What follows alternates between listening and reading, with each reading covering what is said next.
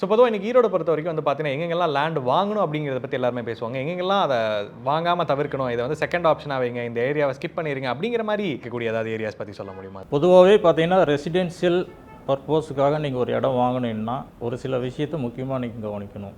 Transport facility ஈஸியாக நம்ம ஒரு காலேஜுக்கோ ஒரு ஸ்கூலுக்கோ அக்சஸ் பண்ணுற மாதிரி இருக்கணும். அது ரொம்ப முக்கியம். ரெண்டாவது பார்த்தீங்கன்னா இந்த ஏரியாவில் வாட்டர் சோர்ஸ் நல்லா இருக்கான்னு ஒரு தடவைக்கு 2 தடவை நல்லா நீங்கள் வந்து அனலைஸ் பண்ணிட்டு தான் அந்த இடத்துல வாங்கணும். மூணாவது என்னென்னு கேட்டிங்கன்னா சேஃப்டி மீன்ஸ் ஈரோடு டிஸ்ட்ரிக்ட் பொறுத்த வரைக்கும் எல்லா இடமும் சேஃப்டி தான், அதை நம்ம சொல்ல முடியாது. பட் ஆனால் நாம் இல்லைனாலும் நம்ம குழந்தைங்க சேஃப்டியாக இருப்பாங்க அப்படிங்கிற ஒரு கேட்டட் கம்யூனிட்டியை நீங்கள் சூஸ் பண்ணுறது ரொம்ப பெட்டர். அதர்வைஸ் பார்த்தீங்கன்னா நீங்கள் தவிர்க்கக்கூடிய இடம் அப்படின்னு நான் சொல்லணும்னா நீங்கள் சத்தி ரோடு மட்டும்தான் சொல்ல முடியும். ஈரோட்டில் வேறு எந்த ரோடையும் சொல்ல முடியாது. சத்தி ரோட்டை வந்து நீங்கள் வந்து தவிர்க்கலாம்.